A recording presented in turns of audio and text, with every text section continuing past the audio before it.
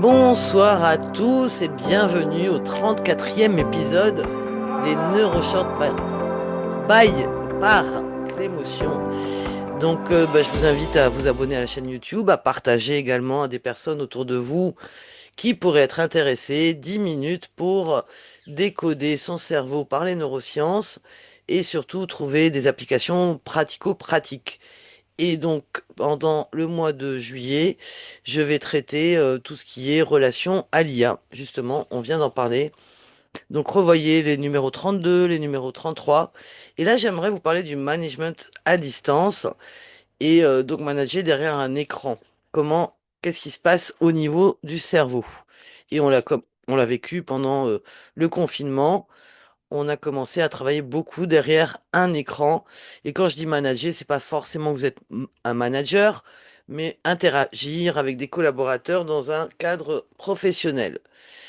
Donc tout semble bien fonctionner, la caméra est allumée, la réunion Teams ou Zoom ou ce que vous voulez, Google Meet fonctionne bien, tout est au vert et ça paraît absolument naturel. Et en fait, ce soir, j'aimerais vous montrer ce qui se passe dans votre cerveau et savoir comment votre cerveau fonctionne différemment derrière un écran. Déjà, il faut savoir que nous sommes des êtres sociaux, donc nous avons un cerveau social, il a besoin d'interagir avec les autres. On a beaucoup parlé de l'importance de nos antennes sensorielles, nos cinq sens, qui nous envoient des informations en continu à notre cerveau automatique et on n'y pense pas vraiment, ça se fait de façon complètement automatique, non consciente. Et en fait, on reçoit donc des informations au travers de nos cinq sens, donc l'ouïe, la vision, mais aussi le toucher, le goût et l'odorat. Vous avez l'impression que vous n'utilisez pas ces trois derniers sens, mais en fait, si, le cerveau l'utilise. C'est pour ça qu'on ressent les gens de façon différente en présentiel, et il a besoin de ces informations pour décoder l'autre. En fait, il va lire l'implicite et en un instant, il va décoder tout le non-verbal. Et il faut savoir que la communication, c'est uniquement 3 à 7% de verbal. Tout le reste, c'est du non-verbal. C'est pour ça que vous ressentez une ambiance. Pardon, excusez-moi. Quand vous rentrez dans un lieu, dans un magasin, dans un bureau, vous sentez vraiment est-ce que l'ambiance est tendue ou pas. Tout ça, c'est capté par votre cerveau automatique. Et surtout, il veut savoir si il est en terrain ami, ennemi, dominant, dominé. Ça lui permet de se situer. Et rappelez-vous que votre cerveau automatique est là pour vous protéger de la mort. Donc lui, il va détecter en fait tout ce qui va être un peu disturbant, on va dire. C'est pas un mot français, mais toutes les choses qui peuvent vous mettre en danger de façon inconsciente. Et donc, c'est comme ça qu'il va créer du lien et de la confiance. Il va se demander s'il est en confiance ou pas. Et c'est un langage complètement silencieux. Donc, à distance, en fait, le cerveau va également vouloir se positionner pour décoder une situation, une interaction. Donc, comme je vous disais, en présentiel, il lit avec les cinq sens. Bon, bien sûr les cinq sens, mais aussi on va parler du sens proprioceptif, de l'espace, de l'énergie.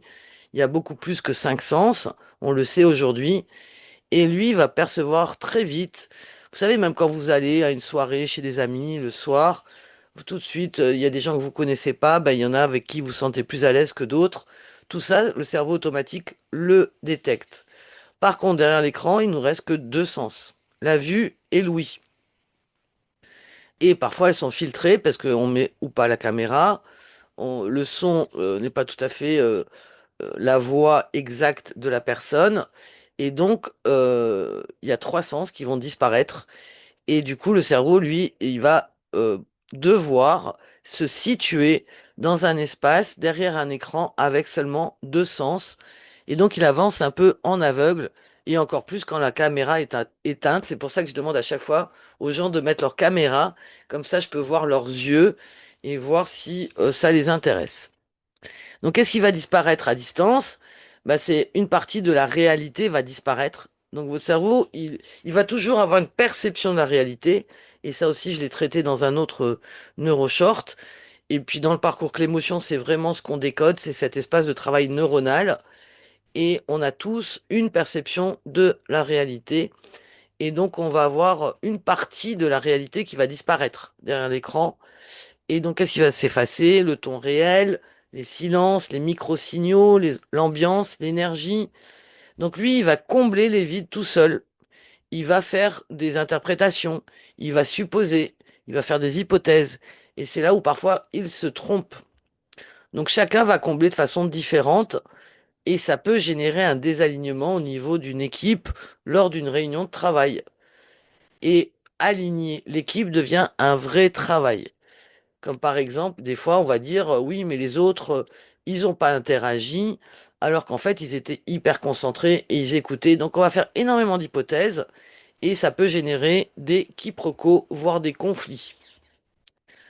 Donc ça va générer des coûts cachés. Et donc parce que on va d'abord se fatiguer, le cerveau va se fatiguer à vouloir interpréter à distance avec deux sens seulement. Et donc c'est ce qu'on a beaucoup appelé la fatigue Zoom, notamment pendant le confinement.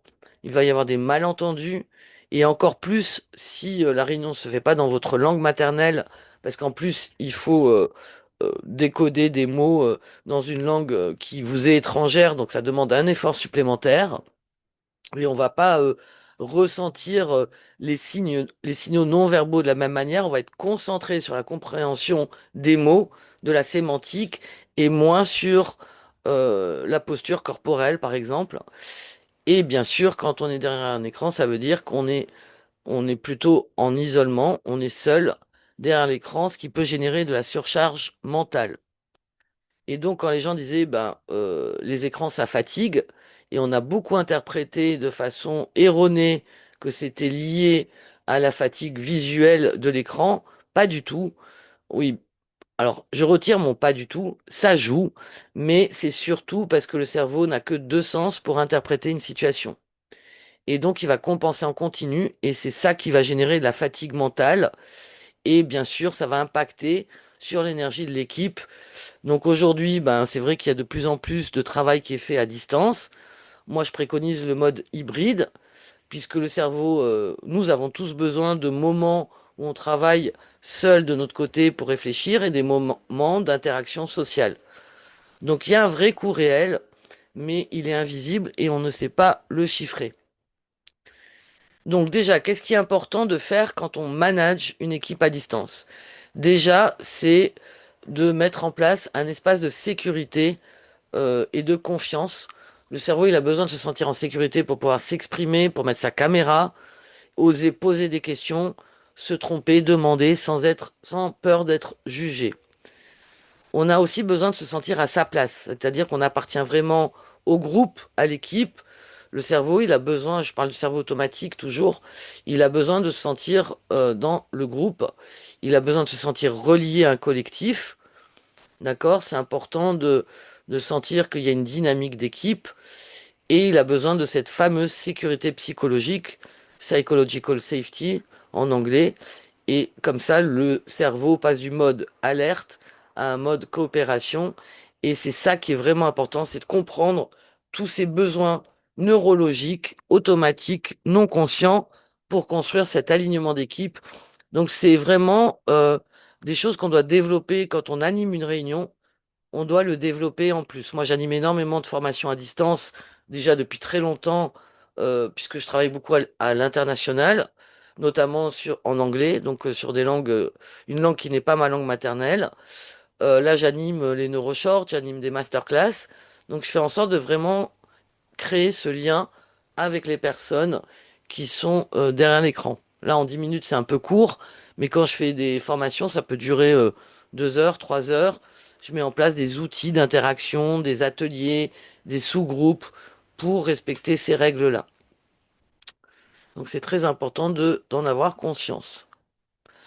Donc, comment manager autrement? C'est pas manager moins à distance, c'est vraiment de faire autrement avec intention, de générer cette confiance qui va sécuriser l'interaction, qui va un effort de communication pour utiliser des mots simples, clairs, même quand on utilise une langue étrangère, et puis des petits rituels qui vont créer le collectif au démarrage, de demander bah, comment on se sent, avec quoi on arrive, et à la fin de boucler en demandant avec quoi on repart, ce genre de petits rituels. Et donc c'est de l'intelligence relationnelle. C'est vraiment important. On peut mettre vraiment de l'humain derrière un écran. Et en fait, il faut vraiment avoir cette intention. Et pour avoir cette intention, il faut avoir l'attention nécessaire aussi. Donc la technologie nous aide à nous connecter, c'est génial, merci. Mais c'est important de manager, de prendre conscience qu'on doit manager autrement si on veut créer une dynamique, un alignement d'équipe. Et c'est ce que Clémotion propose au travers des parcours, des neurosciences appliquées au management. Donc pour conclure, ce qu'il faut retenir ce soir, donc le cerveau est avant tout social. Il lit, va décoder ce qui ne se dit pas de façon verbale, avec des signaux non verbaux par définition. Le cerveau va combler des vides. Donc si on n'exprime pas, si on communique pas, on peut faire des hypothèses et parfois elles sont fausses. On n'utilise que 2 sens sur 5, donc c'est ce qui génère de la fatigue, mais aussi des malentendus. Et donc la clé, c'est de générer cet espace de protection et cette sécurité psychologique pour adapter sa communication et manager le lien dans l'équipe. Donc en conclusion, à distance, le cerveau, il aura moins de perception, donc il va travailler plus et c'est ça qui va vous fatiguer. C'est vraiment important de manager autrement et de prendre en compte tout ce qui tient à l'équipe. Donc de voir l'équipe aussi en présentiel, bah, c'est une bonne chose parce que vous connaissez les codes verbaux, non verbaux, les besoins en sécurité, les différentes personnes et comment générer du lien. Et c'est ce qui va être très important pour pouvoir mieux utiliser la technologie. C'est exactement ce que on transmet dans le parcours Clémotion. Et mercredi prochain, je vais continuer sur le thème du mois, donc l'IA dans le management. Et il y a une grande peur qui émerge, c'est se dire l'IA va me remplacer et on va en discuter, on va voir ce que l'IA peut faire ou ne pas faire et savoir distinguer les tâches que vous devez conserver pour garder votre souveraineté et celles que vous pouvez déléguer à l'IA. Et comme tous les soirs, pour les personnes qui sont en live, je propose un des 7 protocoles. Je vais vous mettre un code promo dans le chat. Vous avez la possibilité de l'utiliser pour un parcours ou un pack de 3 parcours, de 7 parcours.